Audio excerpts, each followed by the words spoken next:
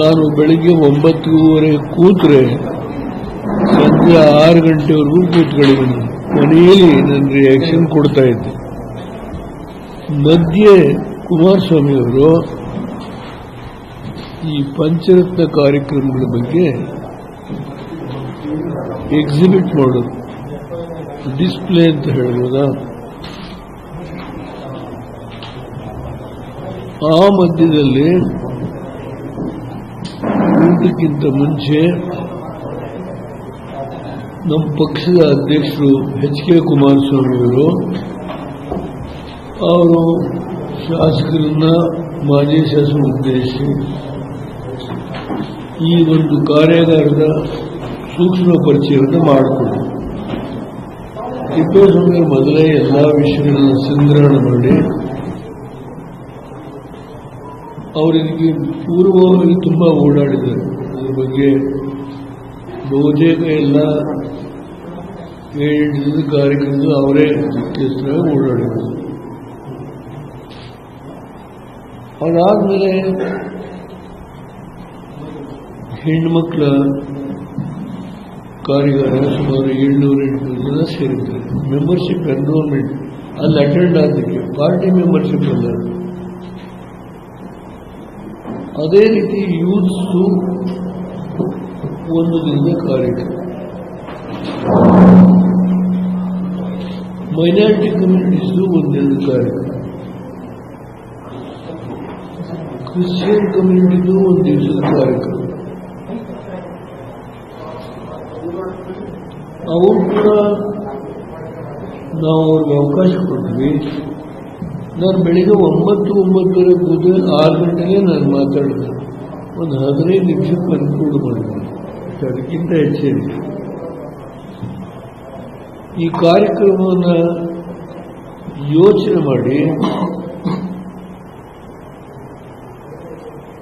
ಏನು ಈ ಕಾರ್ಯಕ್ರಮ ರೂಪಿಸಿದ್ದಾರೆ,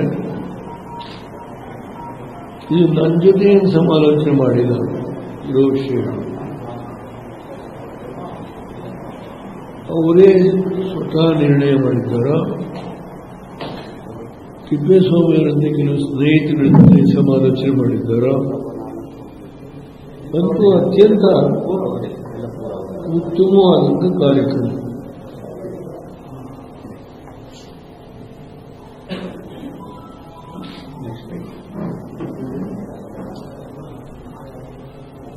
ಮಿಷನ್ 123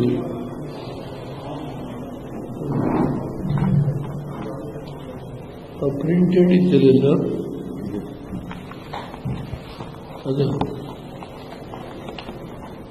ಅದೆಲ್ಲ ಅವನ ಬೇರೆ ಅದನ್ನು ತೋರಿಸ್ತಲೇ.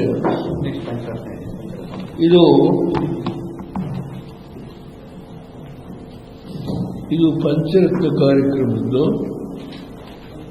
ಇಲ್ಲಿ ವಿಶ್ಲೇಷಣೆ ಮಾಡಿದ್ದಾರೆ. ಇವರು ಡಿಸ್ಪ್ಲೇ ಮಾಡ್ತಾ ಇದ್ರು, ಪ್ರತಿದಿನ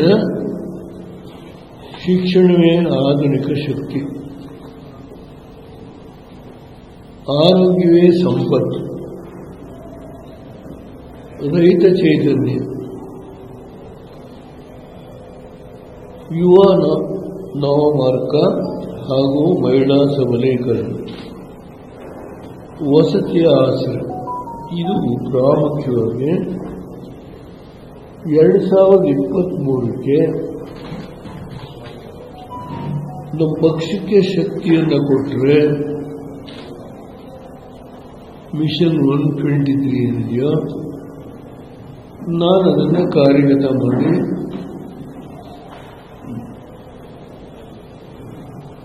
ಯಾವುದೇ ಹಣಕಾಸಿನ ಆತಂಕ ಎಷ್ಟೇ ಇದ್ರೂ ಆ ಸಂಪನ್ಮೂಲವನ್ನು ರೂಢಿಸಿಕೊಂಡು ನಾನು ಕಾರ್ಯಗತ ಮಾಡುತ್ತೇನೆ ಮುಖ್ಯಮಂತ್ರಿ ಆದರೆ. ಇದು ಅವರ ಒಟ್ಟು ಸಾರಾಂಶ.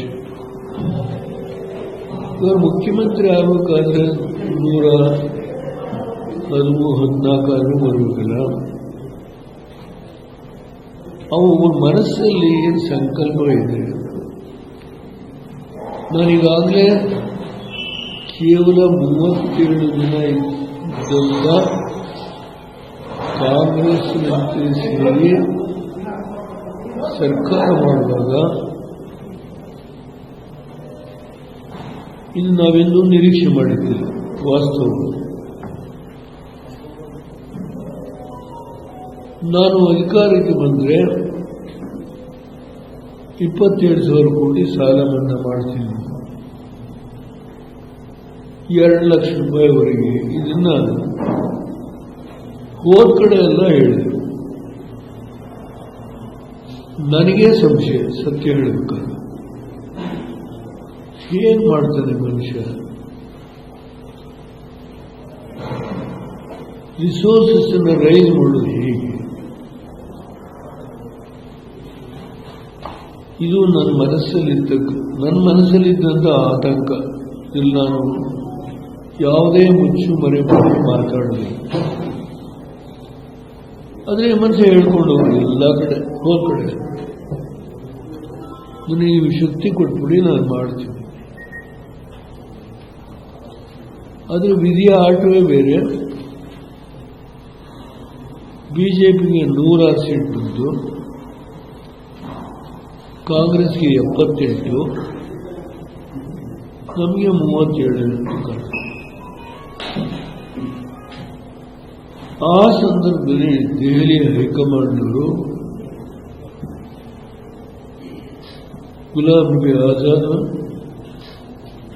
ಗೆಹ್ಲೋಟ್ ಅವರು ಬಂದರು, ನನ್ನನ್ನೇ ಭೇಟಿ ಮಾಡಿ ಸೋನಿಯಾ ಗಾಂಧಿಯವರು, ರಾಹುಲ್ ಗಾಂಧಿ ಹೇಳಿದ್ದಾರೆ ಕುಮಾರಸ್ವಾಮಿನೇ ಮುಖ್ಯಮಂತ್ರಿ ಆಗಬೇಕು. ನಾನೀಗ ಆಭಾಸ ಏನು 78 ನೀವಿದ್ದೀರಿ, ಖರ್ಗೆ ಅವರು ಮಾಡಿ ಅಂತ ಹೇಳಿ.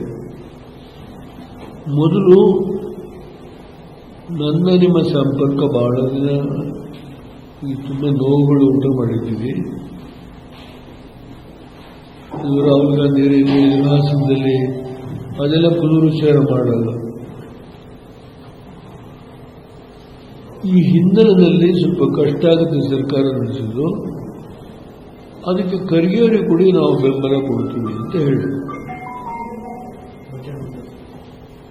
ಖರ್ಗೆಯವರು ಆಮೇಲೆ ಬಂದರು. ಖರ್ಗೆಯವರು, ಸಿದ್ದರಾಮಯ್ಯವರು, ಮುನಿಯಪ್ಪನವರು, ಡಾಕ್ಟರ್ ಪರಮೇಶ್ವರ್. ಖರ್ಗೆಯವರು ಒಪ್ಪಿಕೊಂಡ್ರು, ಹೈಕಮಾಂಡ್ ಒಪ್ಪಿಗೆ ಹೇಳಿದರೆ ನಾನು ಜವಾಬ್ದಾರಿ ತಗೊಂಡು ನಿರ್ವಹಣೆ ಮಾಡ್ತೀನಿ. ಅದಕ್ಕೆ ಅದಾಗೋದಿಲ್ಲ ಅಂತ ಹೇಳಿ ನಾನು ಸೋನಿಯಾ ಗಾಂಧಿಯವ್ರಿಗೆ ಒಪ್ಪಿಸ್ತೀನಿ ಅಂತ ಹೇಳಿ ನನ್ನ ಮುಂದ್ಗಡೆ ಗುಲಾಂ ನಬಿ ಆಜಾದ್ ಫೋನ್ ಇತ್ತು. ನಮ್ಮ ಪ್ರೈವೇಟ್ ಸೆಕ್ರೆಟರಿನೂ ಹೊರಗಡೆ ನಿಲ್ಲಿಸಿದ್ದೆ, ನಾನು ಒಳಗೆ ಬರಬಾರದು ಅಂತ. ಅವರು ನನ್ನ ಕೈಯನ್ನ ಹಿಡ್ಕೊಂಡಿದ್ರೆ ನಾವು ಆಗಲೇ ಪರ್ಮಿಷನ್ ಕೊಟ್ಟಿದ್ರೆ ಮತ್ತೆ ನೀವು ಕಾಂಟ್ಯಾಕ್ಟ್ ಮಾಡಿ. ನಾನು ಸಹಮತ ಕೊಡಲ್ಲ, ಎದ್ದು ಬಂದೆ. ಆಮೇಲೆ ಕುಮಾರಸ್ವಾಮಿಗೆ ಒಪ್ಪಿಸ್ಕೊಂಡಿದ್ದಾರೆ. ನನಗೆ ಫೋನ್ ಮಾಡಿದ್ರು ಬೆಳಿಗ್ಗೆ, ಗ್ಲಾಸ್ ಹೌಸಲ್ಲಿ ಓದ್ದು ಈ ಪ್ರೂವ್ ಹೇಳಿದೆ ಅಷ್ಟೇ. ಆ ಸಂದರ್ಭದಲ್ಲಿ ಏನು ವಾತಾವರಣ ಇತ್ತು, ಇದರ ಓನ್ಲಿ ಪರಮೇಶ್ವರ್ ಡೆಪ್ಟಿ ಸಿಎಂ, ಇವರು ಸಿಎಂ. ಅದಾದ್ಮೇಲೆ ಏನಾಯಿತು ಅದೆಲ್ಲ ಅನವಶ್ಯಕ. ಅದು ಪ್ರಶ್ನೆ ಏನಂದ್ರೆ, 106 ಸೀಟ್ ತೆಗೆದುಕೊಂಡು ವಿರೋಧ ಪಕ್ಷ ಯಡಿಯೂರಪ್ಪನವರು 24 ಗಂಟೆ ಒಳಗೆ ನೀವು ಸಾಲ ಮನ್ನಾ ಮಾಡ್ತೀಯೋ ಇಲ್ವೋ ಅಂತ ಹೇಳಿ ಏಕವಚನದಲ್ಲೇ ಮಾತಾಡಿ ನಾನು ಅವರ ರಭಸದ ವಾಗ್ವಾದ ಅಷ್ಟಕ್ಕೆ ಶಬ್ದ ಪ್ರಯೋಗ ಮಾಡುವಾಗ ತುಂಬ ಎಚ್ಚರಿಕೆಯಿಂದ ನಾನು ಇದನ್ನು ಟಿವಿಲೇ ನೋಡ್ತಾ ಇದ್ದೆ. ಇದೆಲ್ಲ ಆದಮೇಲೆ ಕುಮಾರಸ್ವಾಮಿಗೆ ಕಾಂಗ್ರೆಸ್ ಬೆಂಬಲದ ಮುಖ್ಯಮಂತ್ರಿ ಆದರೂ ಪರಮೇಶ್ವರ್ ಡೆಪ್ಟಿ ಸಿಎಂ. ಅದಾದಮೇಲೆ ಈ ಪೋರ್ಟ್ಫೋಲಿಯೋ ಅದೆಲ್ಲ ಏನಿದೆ is not necessary for me. ಇವರು ಬಡ್ಜೆಟ್ ಇಟ್ಟಾಗ ಅದ್ರ ಬಗ್ಗೆ ಒಂದು ವ್ಯಾಖ್ಯಾನ, ಬಡ್ಜೆಟ್ ಇಡಬೇಕು ಬೇಡ. ನಮ್ಮ ತುಂಬ ಅನುಭವಿ ಮಾಜಿ ಸ್ಪೀಕರ್ ರಮೇಶ್ ಕುಮಾರ್ ಅವರು ಇದ್ರ ಬಗ್ಗೆ ಪಾಯಿಂಟ್ ಆಫ್ ರೈಸ್ ಮಾಡಿಸಿ 2 ರೂಪಾಯಿ ಬೆಲೆಯಷ್ಟು ಚರ್ಚೆ ನಡೀತು. ಇರಲಿ, ನೋಡ್ತೀನಿ ನಾನು ಕರ್ನಾಟಕದಲ್ಲಿ. ಅದಾದ್ಮೇಲೆ ಇವರು ಬಡ್ಜೆಟ್ ಇಡುವಾಗ ಸಿದ್ದರಾಮಯ್ಯರ ಕಂಡೀಷನ್ ಎಲ್ಲ ಅವರು ಜಾರಿಗೆ ತಂದಂತ ಎಲ್ಲ ಭಾಗ್ಯಗಳು ಸೇರಿದಂತೆ ಅವರೇನು ಹಲವಾರು ಕಾರ್ಯಕ್ರಮಗಳು ತಂದಿದ್ರು, ಅದಕ್ಕೆಲ್ಲ ಹಣವನ್ನು ಒದಗಿಸಿ ಅದಾದ್ಮೇಲೆ ನೀವು ಸಾಲ ಮನ್ನಾ ಮಾಡಿದ್ರೆ ಮಾಡ್ಕೊಳ್ಳಿ. ಈ ಮಾತನ್ನು ಹೇಳಿದ್ದು ವಿಧಾನಸಭೆ ಒಳಗಡೆ ಎಲ್ಲ ಹೊರಗಡೆ ಹೇಳಿದ್ದು. ಸಿದ್ದರಾಮಯ್ಯವರು 50,000 ರೂಪಾಯಿ ಸಾಲ ಮನ್ನಾ ಮಾಡ್ತೀನಿ ಅಂತ ಹೇಳಿ ಇನ್ನೂ ಒಂದು 300 ಕೋಟಿನೋ 3 ಲಕ್ಷ ಅಂದರೆ 3 ಲಕ್ಷದ ಮೇಲೆ ಸಬ್ಜೆಕ್ಟ್ ಟು ಕರೆಕ್ಷನ್ ಅವು ಮಾಡಿದ್ದಿಲ್ಲ, ಆಗಲಿಲ್ಲ. ಆ ಸಾಲವನ್ನು ಒಳಗೊಂಡಂತೆ ಇವರು ಹೇಳಿದ ಸಾಲ ಏನಿದೆಯೋ ಅದಕ್ಕೆ ಇವರು ತಂದಂತ 5 ವರ್ಷದ ಎಲ್ಲ ನೀರಾವರಿ ಯೋಜನೆ ಮತ್ತೊಂದು ಅದಕ್ಕೆಲ್ಲ ಹಣವನ್ನು ಒದಗಿಸಿ ಈ ರೈತರಿಗೆ ಕೊಟ್ಟಂತ ಕಾರ್ಯಕ್ರಮದ ಬ್ಯಾಲೆನ್ಸ್ ಸಿದ್ದರಾಮಯ್ಯ ಅದನ್ನೆಲ್ಲ ಸೇರಿಸಿ ಇಂಪ್ಲಿಮೆಂಟ್ ಮಾಡಲಿಕ್ಕೆ ಸರ್ವ ಪ್ರಯತ್ನ ಮಾಡಿ ಸಂಪನ್ಮೂಲನೂ ಕೂಡಿಸಿದ್ರು. ಆದರೆ ವೆರಿಫಿಕೇಶನ್ ಆಮೇಲೆ ನಬಾರ್ಡು, ರಿಸರ್ವ್ ಬ್ಯಾಂಕ್ ಎಲ್ಲ ಕರೆಸಿ ಶೆಡ್ಯೂಲ್ ಬ್ಯಾಂಕಲ್ಲಿ ಏನು ತಗೊಂಡಿದ್ದಾರೆ, ಅಫೆಕ್ಸ್ ಬ್ಯಾಂಕಲ್ಲಿ ಏನು ತಗೊಂಡಿದ್ದಾರೆ, ಹೀಗೆ ಸ್ವಲ್ಪ ಹಿರಿಯ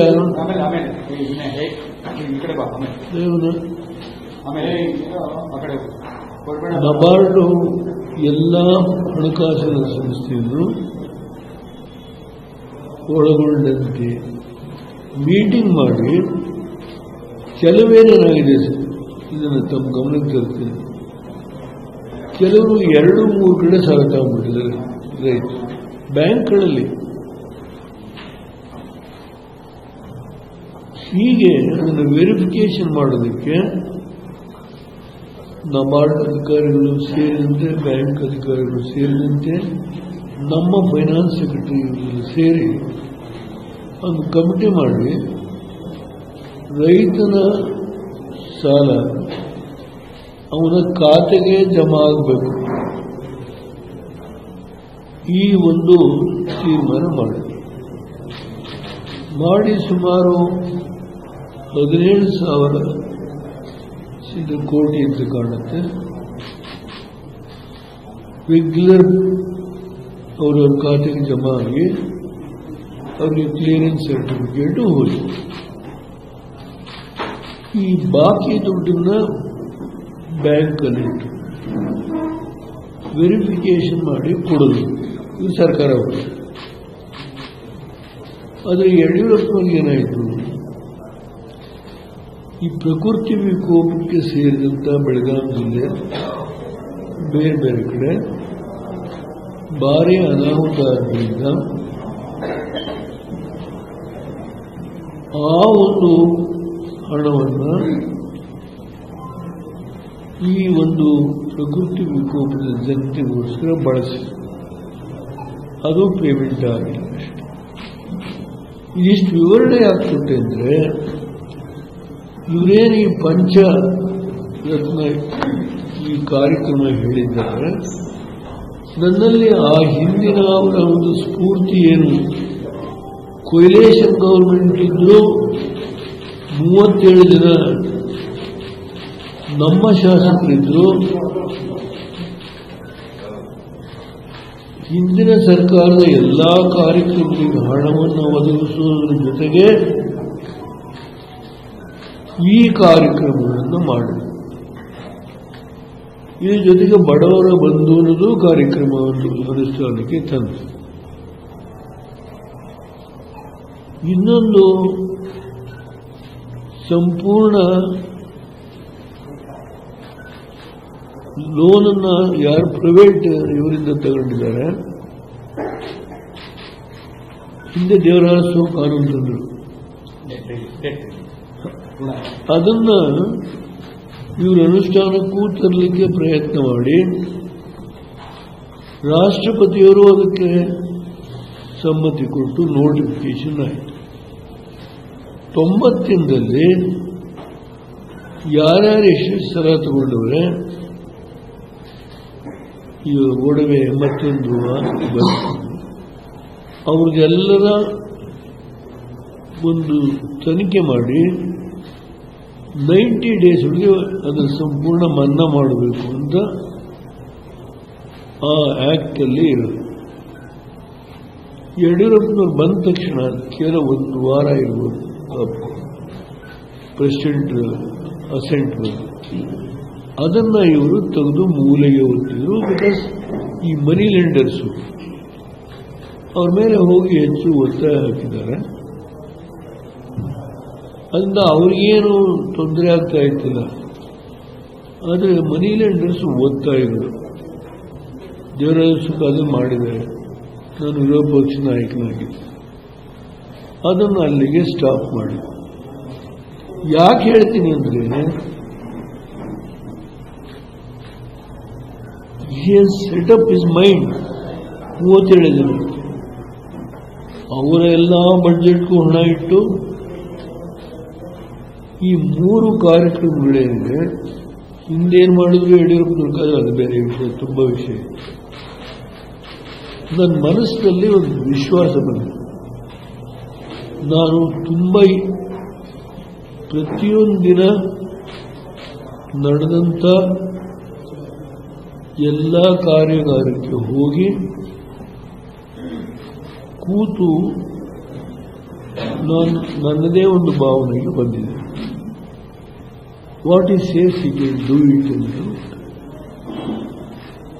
ಅವರೇನು ಎಕನಾಮಿಸ್ಟ್ ಅಲ್ಲ, ಅಥವಾ ಬಹಳ ಸಿದ್ದರಾಮಯ್ಯ ಹತ್ರ 13 ಬಡ್ಜೆಟ್ ಇಟ್ಟಿದೆ, ಮುಖ್ಯಮಂತ್ರಿಯಾಗೂ 5 ಬಡ್ಜೆಟ್ ಇಟ್ಟಿದ್ದಾರೆ. ಅಷ್ಟೊಂದು ಆರ್ಥಿಕವಾಗಿ ತಜ್ಞರು ಅಂತ ವಾದ ಮಾಡಲ್ಲ ಕುಮಾರಸ್ವಾಮಿ ಅವರು. ಆದರೆ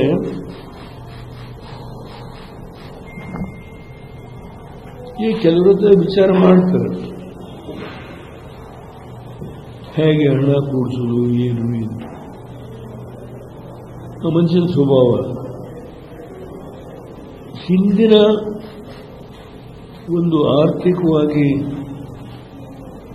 ಅವತ್ತು 1 ಲಕ್ಷ ಚಿಲ್ಲರೆ ಸಾಲ ಇರ್ಬೋದು ಗೌರ್ಮೆಂಟಿಗೆ, ಅದೆಲ್ಲವನ್ನು ಸುಧಾರಿಸಿಕೊಂಡು ಹಿಂದಿನ ಸರ್ಕಾರದ ಎಲ್ಲ ಕಾರ್ಯಕ್ರಮವನ್ನು ಮುಂದುವರಿಸಿ ಅದಕ್ಕೆ ಹಣ ಒದಗಿಸಿ ಈ ಯೋಜನೆಗಳಿಗೆ ಹಣ ರೂಪಿಸಿ, ಅದರ ಹಿನ್ನೆಲೆಯಲ್ಲಿ ಈ ಮನುಷ್ಯ ಮಾಡಬಹುದು ಒಂದು ವಿಶ್ವಾಸದ ಮೇಲೆ ನಾನು ಎಲ್ಲ ದಿನ ಹೋಗಿದ್ದೇನೆ. ಪ್ರತಿದಿನದ ಕಾರ್ಯಕ್ರಮದಲ್ಲಿ 9:30 ಹಿಡಿದು 6:06ವರೆಗೂ ಕೂತಿದ್ದೇನೆ. ಇದು ಈ ವಿಷಯವನ್ನು ಮೊದಲು ಪ್ರಸ್ತಾಪ ಮಾಡಿ ಆಮೇಲೆ ಬೈ ಎಲೆಕ್ಷನ್ ಇದಕ್ಕೆಲ್ಲ ಉತ್ತರ ಹೇಳಿ